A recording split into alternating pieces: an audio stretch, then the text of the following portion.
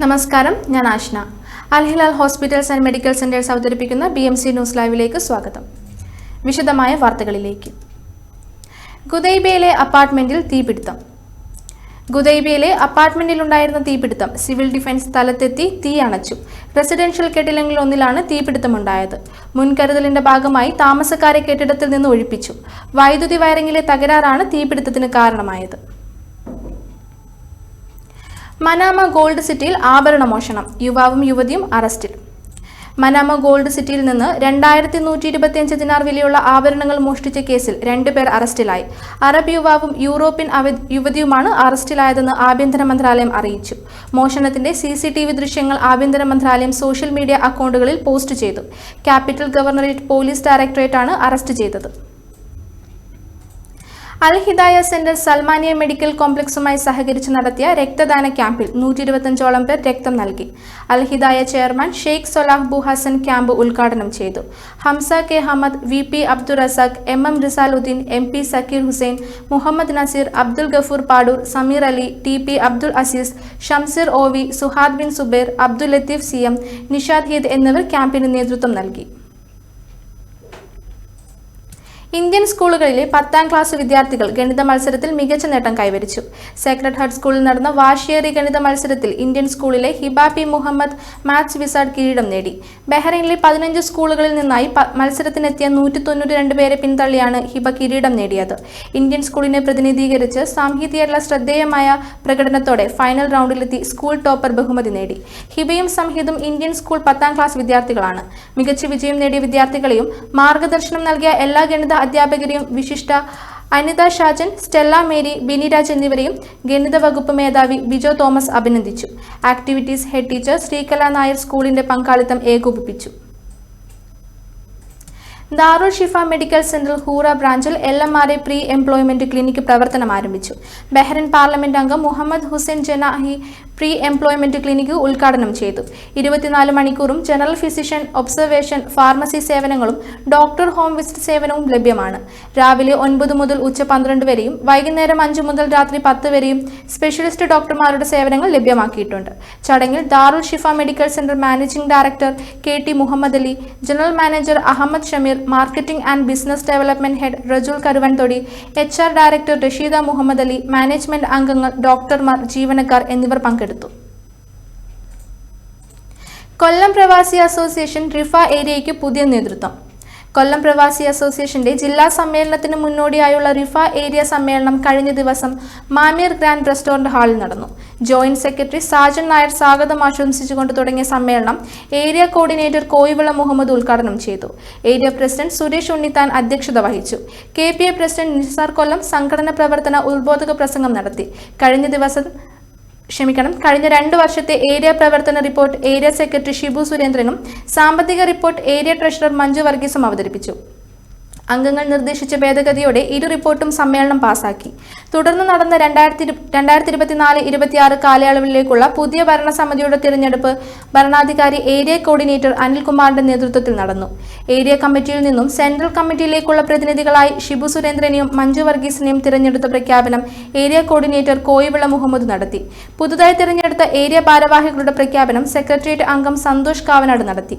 പ്രസിഡന്റായി സുരേഷ് ഉണ്ണിത്താൻ, സെക്രട്ടറിയായി സാജൻ നായർ, ട്രഷററായി Ananthu Shankar, vice president Jamal Koyivila, joint secretary Subin Sunil, executive അംഗങ്ങളായി അബ്ദുൾ ലത്തീഫ്, ശശിധരൻ, ബിനു ഓച്ചിറ എന്നിവരെയും തിരഞ്ഞെടുത്തു. നിയുക്ത കമ്മിറ്റിയുടെ യോഗത്തിൽ സെക്രട്ടേറിയറ്റ് അംഗങ്ങളായ ജഗത് കൃഷ്ണകുമാർ, രാജ് കൃഷ്ണൻ, കിഷോർ കുമാർ, സന്തോഷ് കാവനാട്, അനോജ് മാസ്റ്റർ, ബിനു കുണ്ടറ എന്നിവർ ആശംസകൾ അർപ്പിച്ച് സംസാരിച്ചു. നിയുക്ത ട്രഷറർ അനന്തു ശങ്കറിന്റെ നന്ദിയോടെ സമ്മേളന നടപടികൾ അവസാനിച്ചു.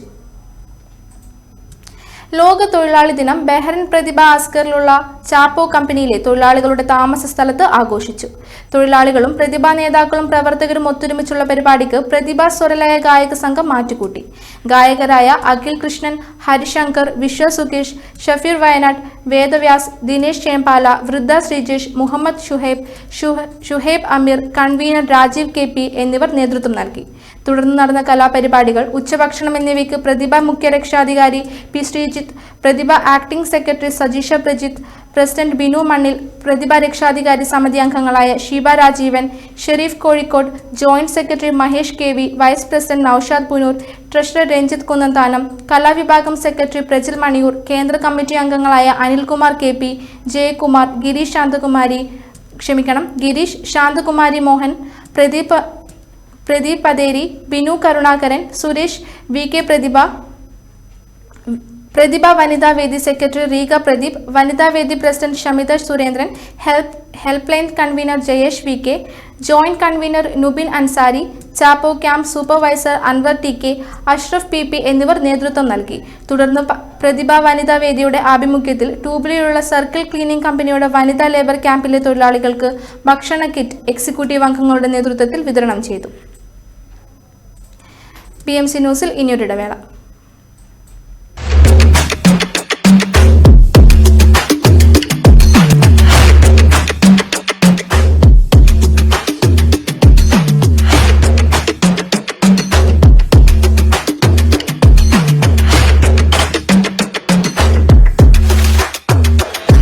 All your favorite products under one roof in Bahrain from our 14 branches at 27-year-old Megamart and Macromart. Bakery,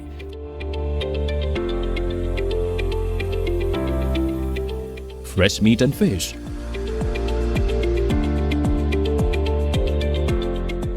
fruits and vegetables,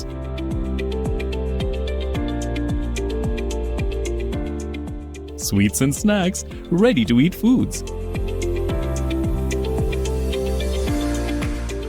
dairy products, grocery or consumer goods. To have a wonderful shopping experience, please visit your nearest Megamart Macromart branch. Megamart and Macromart, full of goodness.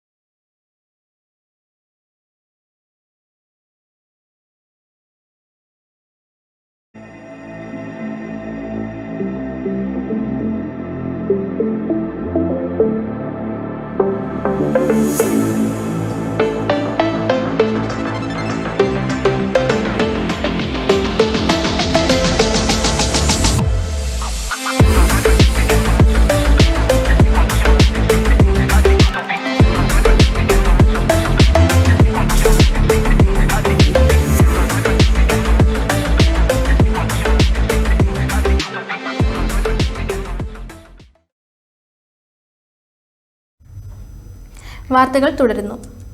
ഒമാനിൽ ഇന്ന് മഴയ്ക്കും ഇടിമിന്നലും സാധ്യത. ഒമാന്റെ വിവിധ പ്രദേശങ്ങളിൽ ഞായറാഴ്ച മഴയ്ക്കും ഇടിമിന്നലും സാധ്യതയുണ്ടെന്ന് കാലാവസ്ഥാ വകുപ്പ് അറിയിച്ചു.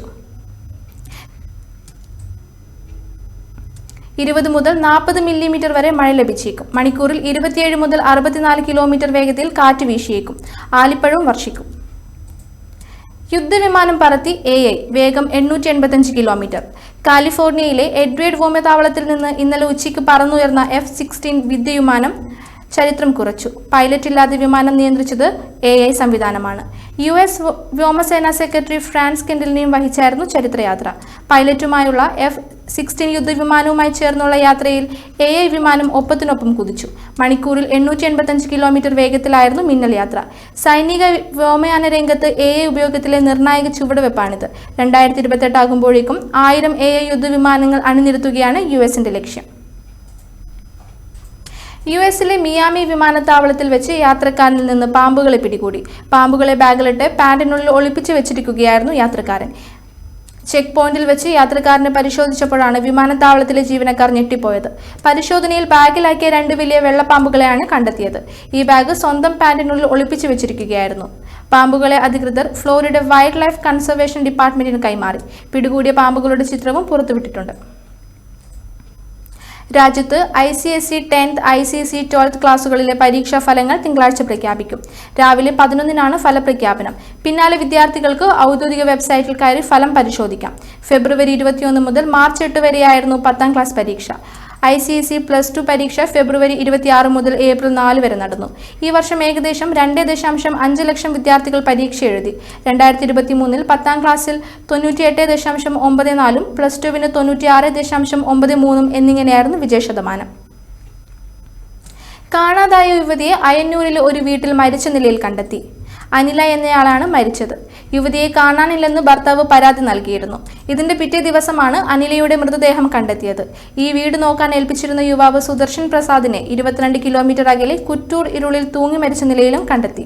അന്നൂർ കൊരവയലിലെ ബെറ്റിയുടെ വീട്ടിലാണ് അനിലയെ മരിച്ച നിലയിൽ കണ്ടെത്തിയത്. ബെറ്റിയും കുടുംബവും കഴിഞ്ഞ ദിവസങ്ങളിൽ വിനോദയാത്രയിലായിരുന്നു. തിരികെ വീട്ടിലെത്തിയപ്പോഴാണ് യുവതിയെ മരിച്ച നിലയിൽ കണ്ടെത്തിയത്. തുടർന്ന് പോലീസിൽ വിവരം അറിയിച്ചു. വിനോദയാത്ര പോകുന്നതിനാൽ വീട് നോക്കാൻ സുദർശൻ പ്രസാദിനെ ബെറ്റി ഏൽപ്പിച്ചിരുന്നു. എന്നാൽ അനില എങ്ങനെയാണ് ബെറ്റിയുടെ വീട്ടിലെത്തിയതെന്നിൽ അവ്യക്തത നിലനിൽക്കുകയാണ്. യുവതിയുടെ മൃതദേഹം കണ്ടെത്തിയ സ്ഥലവും യുവാവിനെ തൂങ്ങി മരിച്ച നിലയിൽ കണ്ടെത്തിയ സ്ഥലവും തമ്മിൽ നല്ല ദൂര വ്യത്യാസമുണ്ട്. സംഭവത്തിൽ ദുരൂഹതയുണ്ടെന്നും അന്വേഷണ സംഘം വെളിപ്പെടുത്തി. ഈ വാർത്തയോടുകൂടി BMC ന്യൂസിൽ മലയാള വാർത്തകൾ പൂർണ്ണമാകുന്നു. ശുഭരാത്രി.